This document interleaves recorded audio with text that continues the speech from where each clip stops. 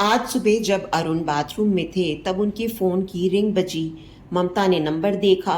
विदेशी नंबर देख उन्होंने बाथरूम के दरवाजे के बाहर से पुकारा, कहीं फॉरेन से फोन आ रहा है। फोन अरुण के परम मित्र श्यामल का निकला। अमेरिका में आई मंदी के कारण उनकी नौकरी जाती रही। मुंबई में एक नौकरी मिली है, सो वे सब परिवार भारत लौट रहे हैं, यही बतलाने को फोन किया।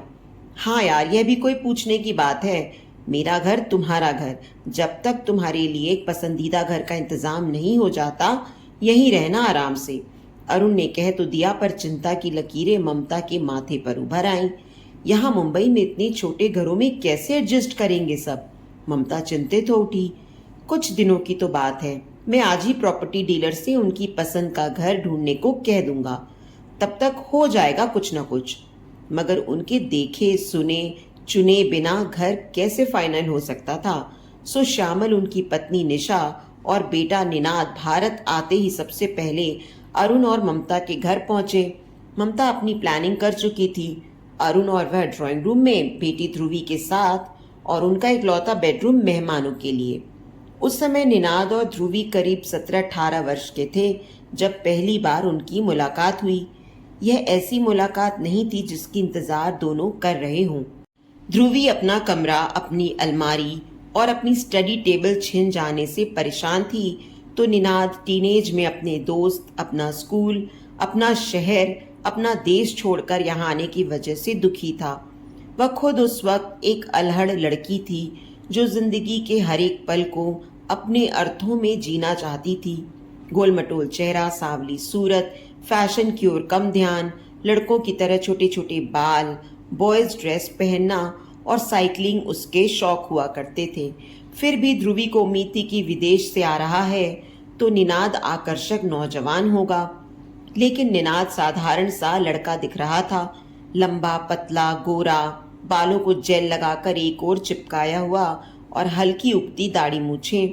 निनाद अक्सर सकुचाया रहता, ना खुलकर खाना खाता, ना किसी से कोई बातचीत, बस अपने फोन में कुछ देखता पड़ता रहता। एक ही घर में रहने की वजह से ममता खाना परोसने के बाद निनाद को और खिलाने के क्रम में उलझ जाया करती। फॉरगेट इट ममता, निशा उन्हें रिलैक्स करने को कहती। लेकिन एक तो हिंदुस्तानी माँ और उस पर मेजबान, ममता रुकती भी तो कैसे? ध्रुवी इन दिनों स्वयं को काफी उपेक्षित महसूस करती। मम्मी उसकी और नखरे उठा रही निनाद के। अगर निनाद उसमें थोड़ी रुचि दिखाता तब भी कुछ बात बनती, लेकिन यहाँ तो वे ऐसे बिहेव करता है जैसे उसे किसी से कोई लेना देना नहीं। दरअसल निनाद के आने से ध्रुवी के जीवन में पहली बार एक लड़के के लिए जरा चेतना जागी। उसने स्वयं को आईने में निहारना शुरू किया। अपने गोल कपोलों पर वह जरा सी छींक उठती। जी करता निनाद की तरह पतली हो जाए। अब उसे लंबे बालों को अदा से झटकने की इच्छा होने लगी। उफ, उसने पहले क्यों नहीं सोचा कि वह अब 17 वर्ष की हो चली है, कोई 10-12 साल की छोटी बच्ची नहीं रही। ध्रुवी के अंदर आकर्षण पनपने लगा, एक केमिस्ट्री जो उसे निनाद की ओर खींचते हुए चार्ज कर जाती। अब जब भी वह रोमांटिक गाने सुनती तो उसके अधरों पर स्मित की रेखा स्वयं ही खिंच जाने लगी। आजकल वह अपनी नोटबुक के अंत में कुछ डूडल भी करने लगी थी, एक अधूरा सा स्केच जिसमें एक लड़का होता, एक लड़की होती। प्यार भरे आकर्षण में विवेक कहाँ होता है? वहाँ तो बस एक झुकाव होता है, एक खिंचाव होता है जो हमारी हर भावना को प्रभावित कर देता है। आजकल ध्रुवी के मन की परतें निनाद के नाम लेने भर से फड़फड़ाने लगी थीं, पर निनाद में ऐसी कोई बात उसे ना दिखाई देती। वह तो उसे देखे बिना ही सामने से गुजर जाता, अपने कमरे में या कहीं कि ध्रुवी के कमरे में घंटों अकेले बिता देता, जबकि ध्रुवी उसे देखने के लिए अक्सर घर में बहाने बनाती इधर उधर घूमती रह जाती। खाना भी अक्सर वह अपने कमरे में खाता। एक ही घर में रहते हुए भी दोनों का आमना सामना बहुत कम हुआ करता। क्या यह इसलिए क्योंकि निनाद ऐसा ही चाहता है? शायद ये ध्रुवी का क्रश था, प्यार नहीं, क्योंकि प्यार में तो और भी गहरी डुबो देने वाली तरंगे होती होंगी, वह सोचा करती। अगर उसके दिल को प्यार हुआ है तो उसका प्यार निनाद तक क्यों नहीं पहुंच पा रहा? दूर दूर से देखने भर को प्यार की संज्ञा दे सकते हैं। आखिर ये उसका पहला प्यार था। उसने कौन सी प्रेम में डिग्रियां हासिल की थीं। उसका यूं विचलित होना स्वाभाविक था। लगता तो प्यार ही था, किंतु इस स्टेज पर उसे प्यार की तीव्रता का कोई अंदाजा न था और न ही वह समीपता उन दोनों के बीच स्थापित हो रही थी जिसकी उसे आशा थी। इन्हीं विचारों में उलझती ध्रुवी कंफ्यूज रहने लगी। क्या है उन दोनों के बीच? कोई संग साथ की यादें नहीं, कोई लगाव नहीं, मिलने की तड़प नहीं, भविष्य के लिए संजोए सपने नहीं, निजी अनुभवों और भावनाओं की तरलता से सूखा यह प्यार नहीं हो सकता। ध्रुवी अपने अंदर उठते ज्वार को टीनेज का साइड इफेक्ट समझकर दिमाग से परे सरका देना चाहती थी, मगर दिल जो हर बार निनाद को देख भीग जाता था, उसे कैसे मनाए। उस दिन ध्रुवी को अपनी सहेली के घर एक किताब लौटाने जाना था। दिन ढल चुका था। ऐसे में अकेली जाने देना ममता को ठीक नहीं लगा। निशा ने जबरन निनाद को उसके संग भेज दिया। I don't want to force you. घर से कुछ कदम दूर आते ही ध्रुवी बोली। वह निनाद के अनमनेपन से पहले ही व्यथित थी और आज तो निनाद उसके कदमों से कदम मिलाकर भी नहीं चल रहा था, 4 कदम पीछे था। तुम चाहो तो घर चले जाओ या कहीं भी, मैं खुद जा सकती हूँ। इट्स ओके, बस इतना ही कहा निनाद ने। ध्रुवी और भी खिन्न हो गई। उसके मन की तरंगे क्यों नहीं पहुंच रही निनाद तक, जबकि वह इतना पास है, इतना करीब। वह कुछ विचार मग्न थी कि निनाद कहने लगा, तुम क्या हमेशा से यहीं रहती आई हो? I mean, were you born here? हाँ, यहीं पैदा हुई और यहीं पढ़ रही हूँ। तुम्हें अपनी सिटी बहुत याद आती होगी ना, अपनी फ्रेंड्स, गर्लफ्रेंड? ध्रुवी ने सकुचाते हुए पूछ लिया। मैं हमेशा से इंट्रोवर्ट टाइप का लड़का रहा हूँ, कभी कोई गर्लफ्रेंड नहीं रही अब तक। वहाँ यूएस में तो मेरे फ्रेंड्स मुझे बहुत चढ़ाते थे इस बात पर। कुछ खुलने लगा निनाद। इस शाम के बाद दोनों में दोस्ती की शुरुआत हो गई। हम उम्र होने के कारण माता पिता को लगा एक दूसरे से कुछ सीखेंगे, सिखाएंगे, आखिर भिन्न परिवेशों से जो आए हैं। और ध्रुवी व निनाद दोनों अपनी दुनिया खोजने लगे। ध्रुवी की आंखें वह सब कहने को आतुर रहती जो उसके दिल में गड़ रहा होता। निनाद कभी सयाना बन उसके नैनों की भाषा पढ़ रहा हो ऐसा लगता, तो कभी ध्रुवी को संदेह होता कि शायद निनाद जिस कल्चर से आया है वहाँ यह सब आम है। जल्दी श्यामल के लिए घर का इंतजाम हो गया, अरुण की अपनी सोसाइटी में ही। जब तक निनाद के कॉलेज और उनकी नौकरी का बंदोबस्त नहीं होता, तब तक यही ऑप्शन सही लगा। शिफ्ट होने के बाद निनाद और ध्रुवी का आमना सामना होने के चांस कम हो गए। अब निनाद उनके घर से जा चुका था। ध्रुवी बाय कर अपनी दिनचर्या में व्यस्त हो गई। निनाद के शिफ्ट होने के बाद शाम को जब ध्रुवी नीचे सोसाइटी के पार्क में गई तो उसे वहां खड़ा पाकर सुखद आश्चर्य से भर गई। यानी निनाद को भी उसका साथ भाता है, तभी वह उससे मिलने की चाह में वहां मौजूद है। हाय कहते हुए ध्रुवी निनाद की ओर बढ़ गई। दोनों का यह नित्य क्रम बन गया। एक ही घर में रहते हुए भी जो दोनों थोड़े खिंचे हुए से रहते थे, वही अब दूसरे घरों से मिलने आते हुए एक दूसरे के करीब आने लगे। अब ध्रुवी जब कभी नीचे पार्क में जाती तो उसकी तैयारी कुछ देर पहले से करती। फेस वॉश से मुंह धोती, होठों पर लिप ग्लॉस, आंखों में काजल, कानों में लूप्स और बालों को अक्सर संवार कर खुला छोड़ दिया करती। निनाद भी महकता मुस्कुराता आता। तुमने कभी गोलगप्पे ट्राई किए हैं? ध्रुवी ने एक शाम पूछा तो निनाद ने ना में सिर हिलाया। सुना है बहुत स्पाइसी होते हैं। चलो आज खाने चलते हैं, माई ट्रीट। कहते हुए ध्रुवी उसे पास के मार्केट में ले गई।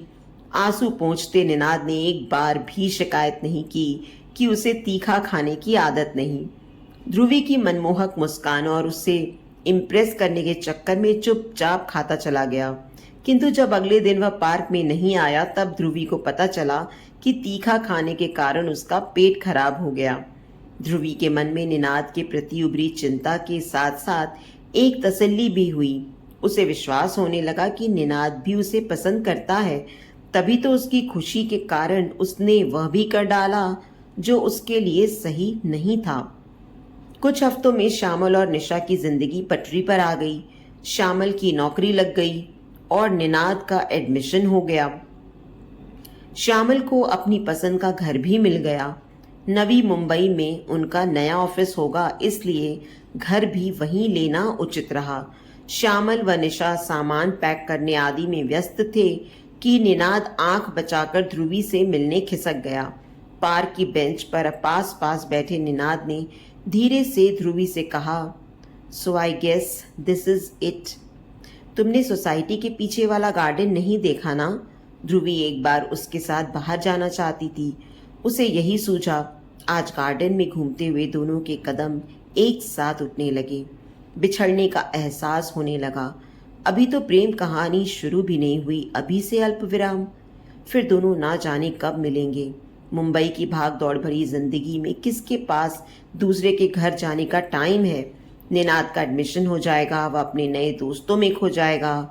ध्रुवी भी तो इस वर्ष कॉलेज चली जाएगी, अपनी अलग दुनिया खोजने लगेंगे दोनों। शायद ऐसे ख्याल दोनों के जहन में चलने लगे, उनके कदमों से कदम मिलाते हुए। तभी हौले से ध्रुवी ने निनाद की एक उंगली अपनी छोटी उंगली में उलझती महसूस की। बिना नजरें मिलाए वे दोनों सरकते रहे। उंगलियां आपस में खेलने लगी। अब उनके हाथ एक दूसरे को नाजुकता से पकड़े हुए थे। यूं ही चलते हुए दोनों निनाद के घर पहुंच गए। दरवाजे की घंटी बजाने से पहले निनाद की बाह ने ध्रुवी की कमर टटोल ली। उसे अपने पास घुमाते हुए निनाद ने अपने पतले अधरों को ध्रुवी के रस भरे होठों पर मृदुलता से रख दिया।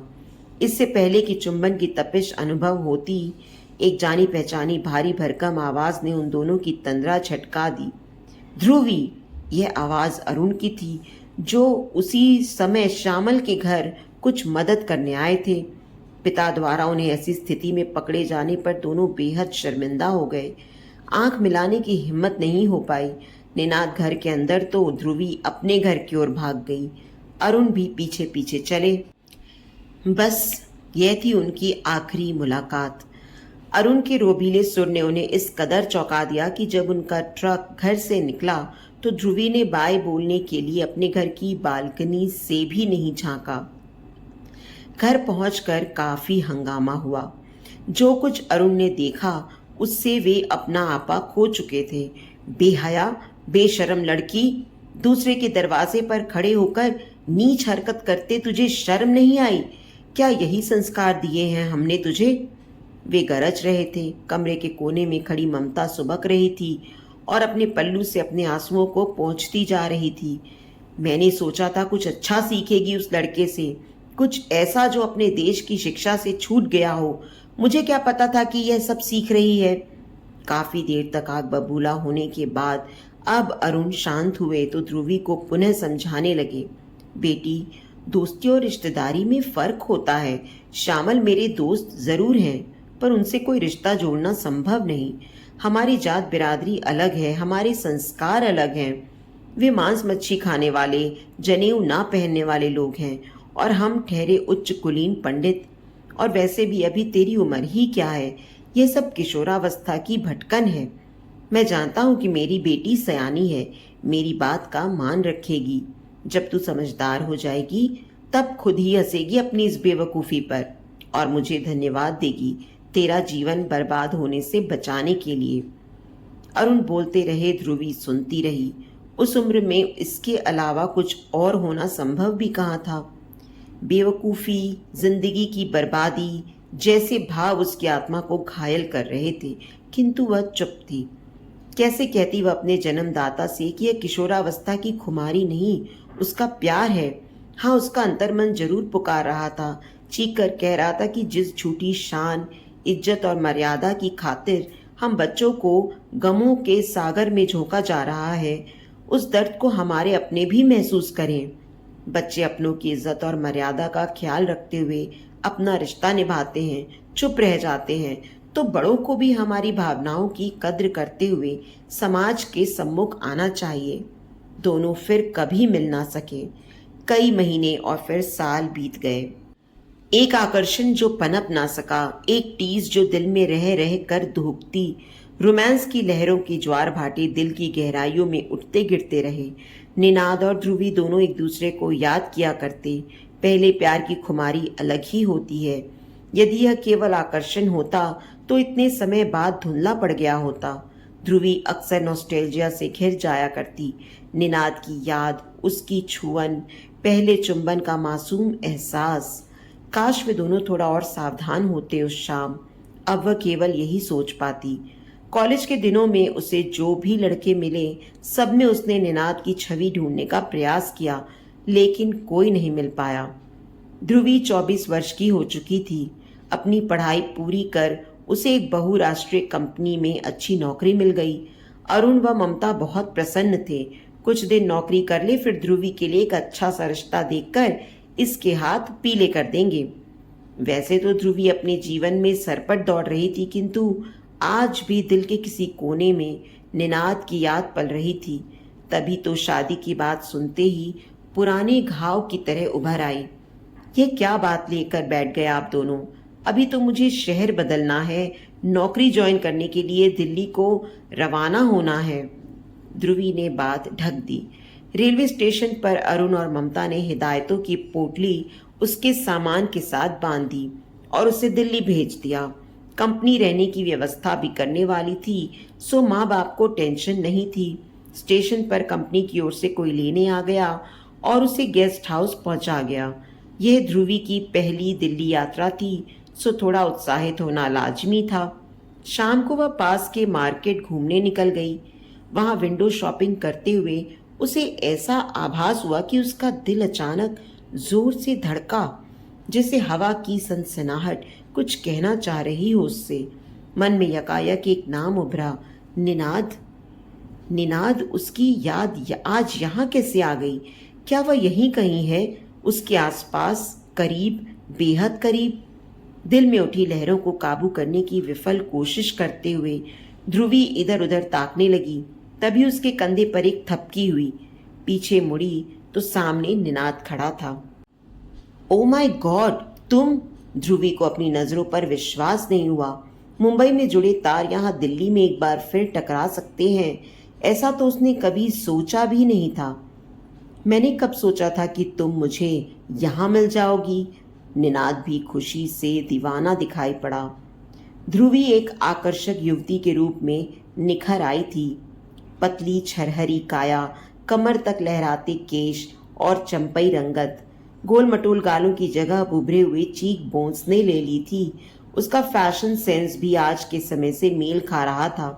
निनाद उसे देखकर सुखद आश्चर्य से भर उठा और ध्रुवी निनाद की मोहकता की दीवानी हो गई।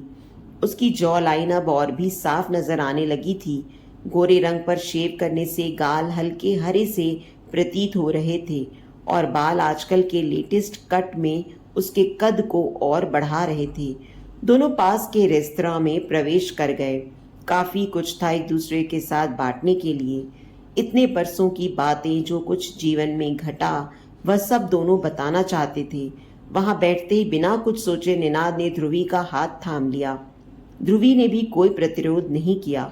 कुर्सी पर बैठे ही हुए ही जैसे दोनों उड़ रहे थे, संग नाच रहे थे। इतने लंबे अरसे बाद मिलने पर उनकी प्रसन्नता का कोई ठिकाना ना था। अब भी हॉट चॉकलेट पसंद है तुम्हें? ध्रुवी ने पूछा तो निनाद खुश उठा। नॉट बैड, इतने सालों बाद भी तुम्हें मेरी पसंद याद है। मुझे तो वह वाकया भी याद है जब स्कूल से लौटते समय तुमने मेरी स्कर्ट पर लगा स्टेन देख लिया था और झट मेरे पीछे पीछे सट कर चलने लगे थे। इनफैक्ट तब मुझे पता चला था कि स्कूल में बच्चे मुझे देखकर हंस क्यों रहे थे। वे भी क्या दिन थे, अलहड़, नादान, बेफिक्रे। कितना रोई थी मैं असलियत जानकर। तब भी तुमने ही मुझे समझाया था। तुम्हारी बातों ने मेरे मन का बोझ एकदम हल्का कर दिया था निनाद। तुम्हारे अमेरिकन नज़रिए और हमारे यहाँ की सोच में भारी अंतर महसूस हुआ था मुझे। ध्रुवी पुराने गलियारों में विचरने लगी। सच, निनाद के आने से उसकी अपनी सोच में काफ़ी परिवर्तन आया था। हम सबकी अपनी एक स्टोरी होती है ध्रुवी, जिसमें हर कदम लोग जुड़ते जाते हैं। मुझे खुशी है कि मैं तुम्हारी स्टोरी का अदना सा हिस्सा बन पाया, निनाद बोला। अदना सा नहीं, अस्फुट शब्दों में ध्रुवी ने कहा, पर फिर तुरंत बात बदल दी। जानते हो निनाद, हम सबको किसी के प्यार की, किसी के भावनात्मक सहारे की ज़रूरत होती है। मैंने कभी नहीं सोचा था कि तुम मुझे दोबारा मिलोगे और तुमसे कह सकूंगी कि आई रियली मिस्ड यू। एक सीक्रेट शेयर करूं? उन दिनों मैं अपनी कॉपी में दिल की शेप बनाकर उसमें डी लिखा करता था। बताकर निनाद जोर से हंस पड़ा। ध्रुवी की नजरें शर्म से झुक गईं, चेहरे पर लालिमा छा गई। बात पलटते हुए वह बोली, तुम इतनी अच्छी पेंटिंग किया करते थे, अब भी करते हो? हाँ, पेंटिंग तो मेरा पैशन है, उससे मुझे शांति मिलती है। तुम यहाँ दिल्ली में कब से रह रही हो? मैं आज ही दिल्ली पहुंची हूँ। यहाँ मेरी जॉब लगी है, कल से ज्वाइन करना है। और तुम यहाँ कब से हो? मैं भी यहाँ जॉब करता हूँ। मम्मी पापा अभी भी नवी मुंबई में ही हैं। यहाँ अकेला रहता हूँ। मुझे अपने पैरों पर खड़ा होना था, क्योंकि माता पिता के कंधों पर बैठकर बचपन का सफ़र तो तय किया जा सकता है, परंतु जवानी का बोझ नहीं ढोया जा सकता। निनाद ने ध्रुवी को अपना पता दे दिया। फ़ोन नंबर्स एक्सचेंज करने के बाद दोनों अपने गंतव्यों पर लौट गए। अगली सुबह गेस्ट हाउस में नाश्ता करके ध्रुवी सही समय पर अपने नए दफ्तर पहुंच गई। पर्स में ममता द्वारा दी गणपति की प्रतिमा लिए वह नए जीवन के सोपान चढ़ने को तैयार थी। इसी शहर में नौकरी और यही निनाद का साथ, इससे अधिक की उम्मीद नहीं कर रही थी ध्रुवी। दफ्तर दिल्ली के मध्य कनॉट प्लेस में था। बिल्डिंग जरूर पुरानी थी, पर अंदर से एकदम स्टेट ऑफ आर्ट। स्टार्टअप में नौकरी करने का मज़ा ही अलग है। नई तकनीक, नई सोच और नया खून। कंपनी के मालिक से मिलकर ध्रुवी में उत्साह भर गया। उम्र में वह ध्रुवी से कुछ ही वर्ष बड़ा होगा, लेकिन उसकी आगे बढ़ने की ललक, जीतने की चाह और परिश्रम के कारण वह ना जाने कितनों का प्रेरणा स्रोत बन चुका था। एचआर ने ध्रुवी के जरूरी दस्तावेज जमा किए, कुछ कागजी कार्रवाई की और उसे मीटिंग रूम में इंतजार करने को कहा। उसने चाय का कप थामा ही था कि एक भद्र महिला ने अंदर प्रवेश किया। हेलो ध्रुवी, मैं यहाँ की एचआर मैनेजर हूँ। हमारी कंपनी में आपका स्वागत है। आपसे पहले जो शख्स इस सीट पर नौकरी करता है, आपको उसके अंडर ट्रेनिंग पर रखा जाएगा ताकि आप सारा काम समझ सकें। दरअसल उसे नौकरी से निकाला जा रहा है, किंतु अभी तक उसे बताया नहीं गया है। थोड़ा सेंसिटिव मामला है ना, इसलिए अगले हफ्ते उसका लास्ट डे होगा, तब आप उससे हैंडओवर ले लेना।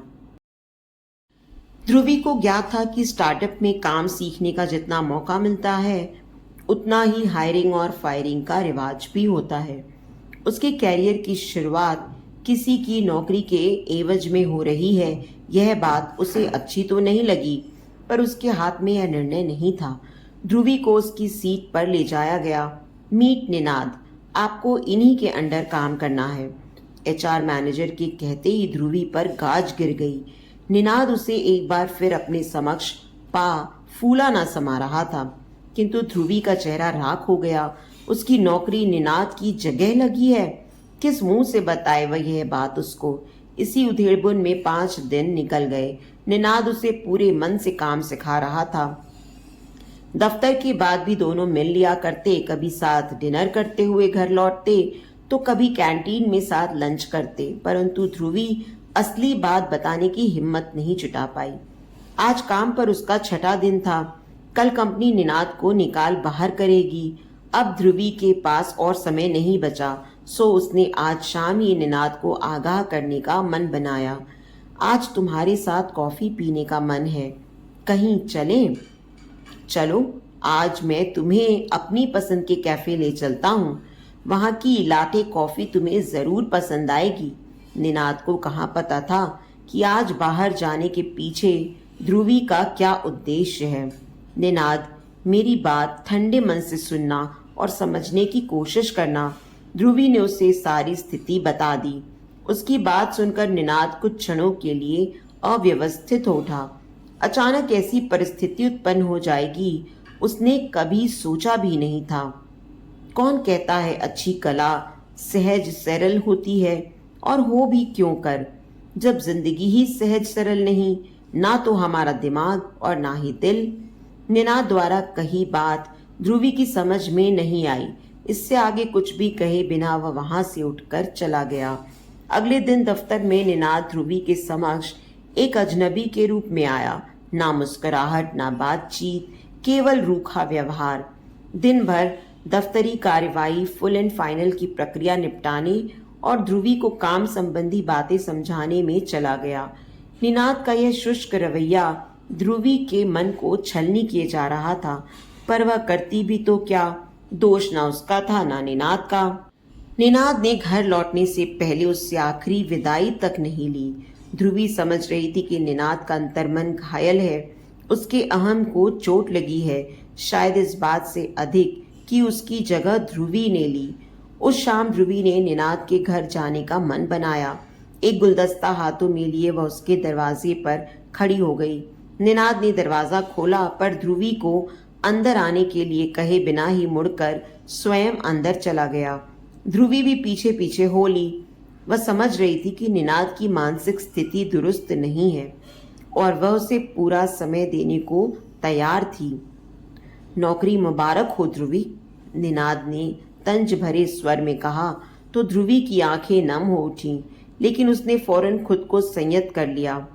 इसके लिए मुझे दोषी मत ठहराओ निनाद, मैं तो जानती भी नहीं थी कि तुम।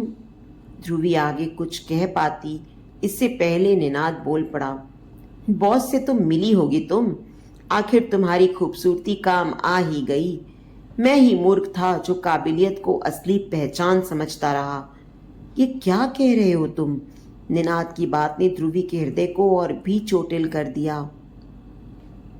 मैं तो केवल तुम्हारी कामयाबी पर खुश हो रहा हूं।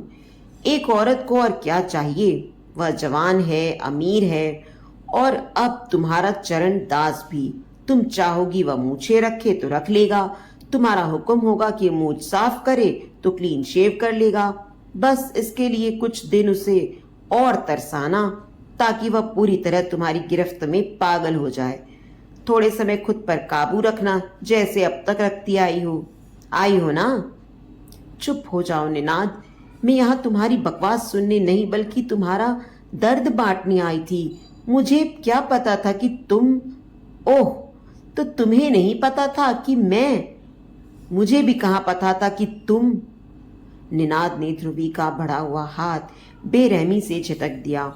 गालों पर लुढ़क आए आंसुओं को पोंछते हुए ध्रुवी कहने लगी, मैं समझने लगी थी कि तुम मुझसे प्यार करते हो, लेकिन आज तुमने मेरी सारी गलतफहमी दूर कर दी।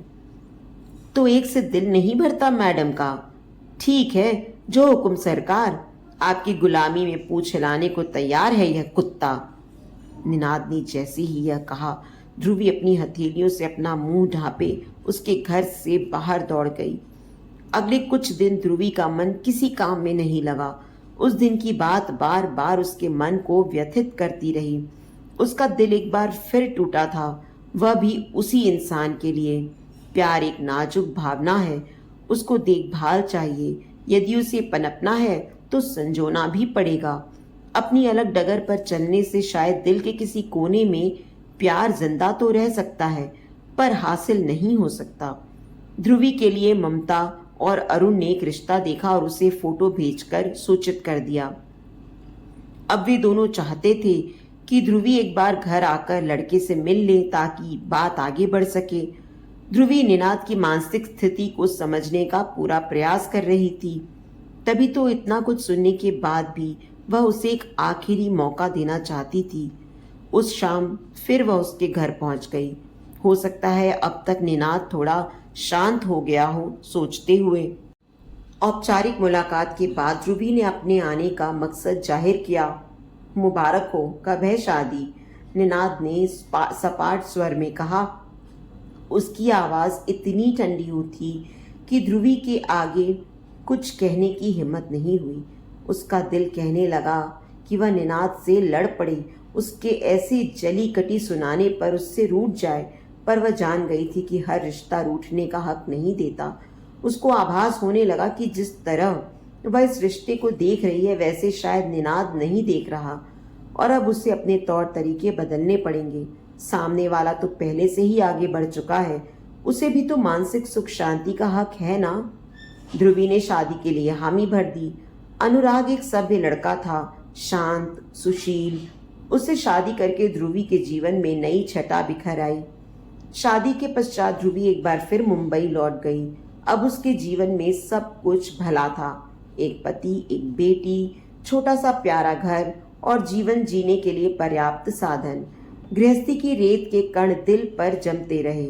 ध्रुवी ने अनुराग को पूरी ईमानदारी से अपना तो लिया, किंतु मन की तहों में दबा निनाद के प्रति प्रेम ना भुला सकी। वह प्यार केवल छुप गया, मिटा नहीं। ना ध्रुवी ने अनुराग से कभी इसका कोई जिक्र किया और ना ही अपने मन को निनाद की याद करने से रोका। तभी तो कई सालों बाद जब ध्रुवी अपनी बेटी को हनीमून के लिए विदा करने एयरपोर्ट आई, तो अपने कंधे पर चिर परिचित थपथपाहट ने उसे चौंका दिया। बालों में चांदी और पतले चेहरे पर खिंचाई लकीरों के बावजूद निनाद ने उसके दिल के तारों को एक बार फिर उसी तरह झंकार दिया जैसे बचपन और फिर जवानी में। निनाद, तुम? ध्रुवी प्रसन्नता से उछल पड़ी। अब तक जो अधर एक स्मित रेखा में कैद थे, अचानक उनमें दांत समा नहीं पा रहे थे।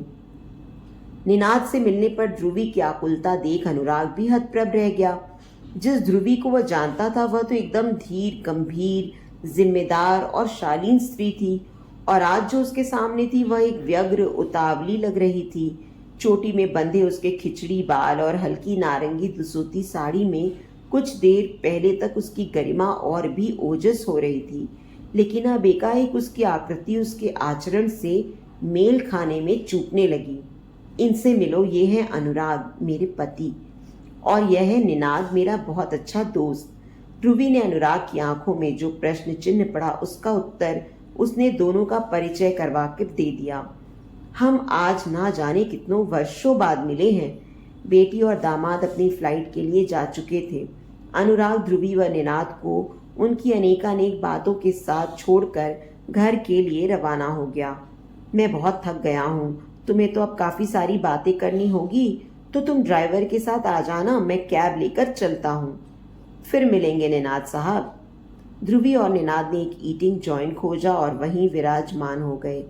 इतने सालों कहाँ रहे, कैसी जिंदगी बिताई, जीवन के खट्टे मीठे अनुभव साझा करते दोनों ने करीब 2 घंटे बिता दिए। निनाद ने बताया कि अब वह एक फुल टाइम चित्रकार बन गया है, मुंबई में अपनी पेंटिंग की नुमाइश करने आया है। घर परिवार में कौन कौन है? मैंने शादी नहीं की और मॉम डैड को गुजरे एक अरसा बीत गया। पर क्यों निनाद? उसकी बात सुनकर ध्रुवी फीकी पड़ गई। मैं अब भी तुम्हें मिस करता हूँ ध्रुवी। तुमसे अधिक मुझे इस जिंदगी में कुछ नहीं चाहिए। तुम नहीं मिली तो तुम्हारी यादें, तुम्हारा ख्याल ही सही। मंद सुर में निनाद ने कहा, मैं तो आई थी तुम्हारे पास, मैं भी तो तुम्हें खोना नहीं चाहती थी, पर तुमने। ध्रुवी के स्वर में निराश घुल गया। पुराने घाव एक बार फिर रिसने लगे, लेकिन उसने स्वयं को संभाल लिया। खैर छोड़ो, जो बीत गई सो बात गई। तुम्हारे लिए कहना आसान है क्योंकि तुम आगे बढ़ गई। मुझसे पूछो, जो वहीं उसी गली के मोड़ पर खड़ा तुम्हारी राह देख रहा है। निनाद इतने अंतराल बाद ध्रुवी को सामने पाकर अपने को वश में रख पाने में विफल होने लगा। क्या हम एक नहीं हो सकते ध्रुवी? क्या तुम मुझे एक और मौका नहीं दे सकती? उस समय मैं जो कर बैठा उसका हर्जाना मैंने सारी उम्र भरा। क्या तुम मुझे माफ नहीं कर सकती? निनाद गिड़गिड़ाने लगा। ऐसी बातें मत करो निनाद, अब इनका कोई औचित्य नहीं है। अनुराग मेरे पति हैं, मैं उन्हें धोखा नहीं दे सकती। वे मेरा प्यार न सही, पर मैं उनका प्यार हूँ। उन्होंने पूरी निष्ठा से मेरा साथ निभाया है और मेरी ईमानदारी में भी कोई कमी नहीं रही। हाँ, तुम मेरे दिल में हमेशा रहोगे, पर इस प्यार को अधूरा ही रहना होगा, हम दोनों के दिलों में धड़कते हुए। ध्रुवी ने सजल नेत्रों से कहा, अब मुझे चलना होगा। पिछली बार भी मैं तुमसे पूछ कर गई थी, इस बार भी तुम मुझे जाने दो। कुछ क्षण दोनों मौन बैठे रहे। अपनी आंखों में झांकती ध्रुवी को देख निनाद मुस्कराया। कभी कभी प्यार और साथ में अंतर रह जाता है। शायद हम दोनों की किस्मत को यही मंजूर है। जाओ और अपनी गृहस्थी संभालो, कहकर निनाद ने हौले से ध्रुवी का हाथ सहलाया। वह प्यार कैसा जो मुंह में कसैलापन छोड़ जाए, एक रिश्ते को पाने के लिए औरों के दिल चकनाचूर हो जाएं। ऐसे प्यार से बेहतर है वह प्रेम सुवास जो आत्मा को महका दे। तो दोस्तों, उम्मीद करती हूँ कि आपको आज की हमारी ये कहानी दिल से छू गई होगी। अगर इस कहानी ने आपके दिल में कोई कोना जगाया हो तो प्लीज़ इस वीडियो को लाइक करें और इसे अपने दोस्तों के साथ शेयर भी करें। अगर आप हमारे चैनल पर नए हैं तो इसे सब्सक्राइब करना बिल्कुल ना भूलें। और हाँ, नोटिफिकेशन बेल को भी ज़रूर दबाएं ताकि हमारी अगली कहानी या अपडेट सबसे पहले आपको मिले। आपके प्यार और समर्थन का हमेशा इंतज़ार रहेगा।